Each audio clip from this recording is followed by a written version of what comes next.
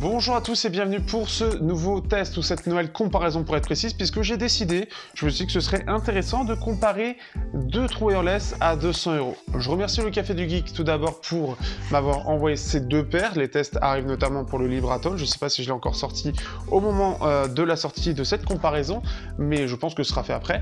On va parler donc notamment des Sony True Wireless, les W quelque chose 1000 XM3 ainsi que les Libraton Track Air+. Donc deux True Wireless, donc celui-ci était sorti à 250 €, on les retrouve à 220 à peu près aujourd'hui, et ici ils sont sortis à 200 €. Et donc ce qui fait qu'on a deux True Wireless qui donc sont monodriver, ont de la réduction de bruit, de l'USB-C. Pour les Libraton, on a même de la charge sans fil. Et alors d'un côté on est sur du semi-intra, de l'autre on est sur de vrai intra, et ce qui fait que la Sony est devenue une énorme référence de ce point de vue-là. On est parmi les plus chers aussi, attention, et les Libraton viennent un petit peu perturber le jeu avec une approche un peu différente, notamment sur le côté semi-intra. Est-ce que je ferai une petite comparaison avec les Apple AirPods Pro?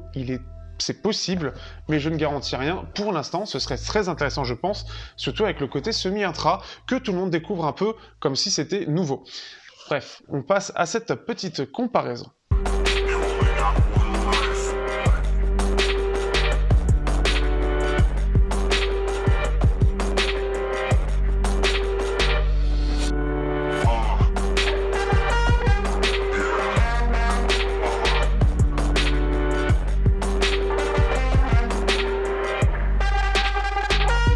Donc, ce qui fait que d'un côté, on a les Sony qui ont un boîtier qui est assez gros en comparaison avec les Libraton, comme on peut voir. On a des Libraton qui sont vraiment... alors, ils ont à peu près la même épaisseur, mais on peut voir que l'encombrement général va largement aux Libraton. On peut les mettre clairement devant et on peut largement voir la boîte des Sony. Ça, c'est une première chose. Deuxième chose, on a d'un côté une connexion en NFC qui est possible, qui pour le coup a été assez pratique pour moi. On a la partie USB-C qui est mise ici. Par contre, quand on veut le poser, ce sera forcément comme ceci, donc ce qui fait qu'il ne sera jamais posé de façon droite, ce qui est un peu étrange en termes de choix. De l'autre, on a les Libraton avec le petit logo. Je sais pas si, je crois que l'image est un peu cramée, on voit pas forcément le logo, avec l'USB-C au dos, et on peut le recharger sans fil. Donc c'est fait que si vous le mettez au dos d'un Huawei et d'un Galaxy, puisque les iPhones n'ont pas, on peut le recharger sur un téléphone ou sur bien évidemment un système de recharge sans fil. Ça peut être quelque chose qui est intéressant pour ceux qui aiment bien ce système-là. Pour l'appairage, c'est... Alors, d'un côté, on peut faire, donc je l'ai dit, en NFC ou bien sûr le Bluetooth classique. De l'autre, il faudra trouver le moyen. En fait, il faut appuyer sur le bouton longtemps pour que ensuite ça clignote, la petite LED ici clignote et se mette en mode appairage. C'est très particulier et si on n'a pas l'application Libraton, on ne le devine pas. C'est une petite chose simple, mais c'est intéressant de savoir ça pour pouvoir faire cette gestion-là. D'ailleurs, la gestion de la batterie est aussi intéressante puisque là, on peut l'avoir en direct à n'importe quel moment via l'application pour savoir quel est l'état de la batterie. D'ailleurs, même quand on les met dans l'oreille, il nous dit l'état de la batterie, alors que du côté des Libraton, il faut les reposer dans sa boîte pour avoir l'indicateur de batterie. Chose toute bête, mais c'est encore une fois quelque chose qui les sépare. Au niveau de l'application, il y a aussi des choses qui les séparent. D'un côté, on va avoir une application Sony qui va être directement accessible, comme la plupart, et qui a beaucoup de choix. On va pouvoir régler de façon très précise la réduction de bruit. On va pouvoir avoir un égaliseur avec des choses qui sont déjà préfaites, ou faire le sien, tout simplement. Et on va avoir pas mal de petites choses liées à ça. On va avoir quelque chose qui va être automatisé pour la réduction de bruit, donc quelque chose qui peut plaire à pas mal de monde et surtout d'avoir quelque chose de vraiment précis. De l'autre, au niveau des Libraton, on va avoir quelque chose de beaucoup plus simple. 3 pré-réglages pour la partie sonore, un réglage beaucoup plus précis au niveau de la réduction de bruit, soit manuel bien évidemment, soit transparente, enfin on va dire l'ambient sound comme les Sony, et soit donc manuel, voilà. On a l'autre côté automatisé, manuel et transparent, comme pas mal de monde. Par contre, donc, ce qui fait, comme j'ai dit, l'égaliseur il est quasiment inexistant, on n'a pas de choses particulières, on est vraiment très limité dans ce qui est possible. Par contre, on va pouvoir aussi, normalement les Sony c'est possible aussi, gérer la partie tactile pour mettre d'un côté un changement de piste et de l'autre le changement de justement de type de réduction de bruit. Normalement c'est aussi possible aussi sur les Sony, je tiens à le préciser, les Sony, l'application Sony est vraiment plus complète. Le truc qui est le plus chiant pour les Libraton, pardon, c'est qu'il faut se connecter à cette application, dans le sens où il faut créer un compte. Ce que je trouve dommage parce que ça empêche un petit peu ce côté un peu plug and play qui est prévu pour les true wireless. Ici, ça crée une barrière et on force à se connecter et donc créer un compte pour ça, pour pouvoir l'utiliser, ce qui n'est pas le cas des Sony et ce qui n'est pas le cas de beaucoup d'applications, ce que je trouve un peu dommage. On peut maintenant partir un petit peu sur la qualité sonore. La qualité sonore est vraiment très bonne pour les deux. Pour le moment, de ce que j'en ai utilisé et pour le moment, ce qui est le cas, je préfère ce qui est l'approche en tout cas de Libratone. Je trouve le driver mieux, je la trouve de meilleure qualité. Alors déjà, on est sur du semi-intra, donc on a beaucoup moins de pression dans l'oreille et la réduction de bruit est plutôt efficace. Je vais en reparler un petit peu après sur la partie réduction de bruit, ça va être intéressant.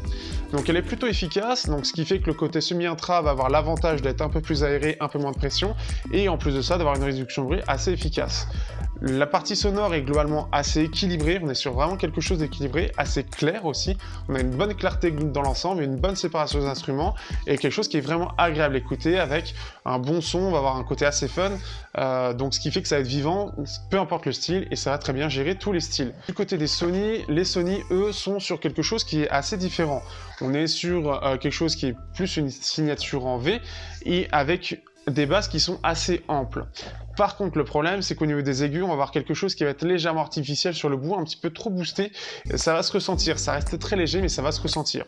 On est aussi sur un côté intra, donc ce qui fait qu'on va avoir quelque chose qui va être un peu mieux en termes de réduction de bruit, déjà de façon passive, mais de façon active aussi, elle est extrêmement efficace. La différence qui sépare les deux d'ailleurs pendant qu'on écoute de la musique, c'est que à fond, celle de Sony est plus efficace. À fond, celle de Libratone ajoute un petit bruit blanc pour ajouter un petit peu. À partir de 25, on va avoir ce bruit blanc et il peut y avoir quelques crépitements comme s'il avait du mal à faire la gestion de la qualité, de la puissance sonore selon ce qu'on écoute, en plus de la réduction de bruit. Donc on le sent un peu plus limité, même s'il se défend bien. Sur la fin, on va avoir cette différence qui peut faire la différence selon ce que vous cherchez. Au niveau de l'autonomie, on est sur quelque chose qui est très similaire, à peu près du 6 heures avec 18 heures dans la boîte, ce qui fait que globalement c'est plutôt bien. On est dans les deux cas, en plus de ça, nous n'avons rien pour dire quelle est l'autonomie de la boîte, donc il ne faudra pas hésiter à la recharger de temps en temps pour qu'il y ait toujours un peu de jus dedans. Globalement, je trouve que ces deux true wireless sont plutôt bons. J'attends d'avoir les Sennheiser aussi pour pouvoir faire un avis assez complet sur le plus haut de gamme. Si je dois les comparer, pour moi, le gagnant, entre guillemets, c'est surtout plus les Libratone au final, parce qu'ils ont ce côté semi-intra, pour tous ceux qui n'aiment pas les intras, et ils gardent quand même une bonne isolation, une fois la réduction de bruit active, qui reste globalement assez douce, alors qu'on va avoir quelque chose d'un petit peu plus présent forcément sur les Sony, et ce côté intra. Chacun y verra bien évidemment le meilleur selon ses critères, mais j'ai une petite préférence pour les Libratone, alors que c'est pas forcément mon style, je suis assez intra de mon point de vue, mais au-delà de ça, donc il y a ça, il y a cette gestion de la réduction de bruit que je trouve quand même meilleure sur les Sony, mais la qualité sonore dans l'ensemble, et par rapport à ce que j'écoute, notamment de l'électro, du métal, du rock, du dub, je trouve que dans l'ensemble ça passe beaucoup mieux, c'est beaucoup plus agréable, c'est beaucoup plus entre guillemets léger et aéré, là où les Sony on va avoir un côté beaucoup plus dynamique, avec une basse qui est un peu trop présente à mon goût, et je vous renvoie à mon test pour être un peu plus précis, et un aigu qui va être un poil plus agressif, un poil plus artificiel. Je trouve que les Libratone pour le coup ont une excellente qualité sonore et je m'attendais pas forcément à ce qu'ils fassent mieux que les Sony. Mais dans l'ensemble les deux sont très bons, j'ai dit ma préférence sachant que je préfère le côté son, je suis très audio, après à vous de faire votre choix, mais vous avez les cartes en main, donc à vous de voir. Sur ce, je vous dis à bientôt pour une prochaine comparaison s'il y a, ou pour le top sur la chaîne.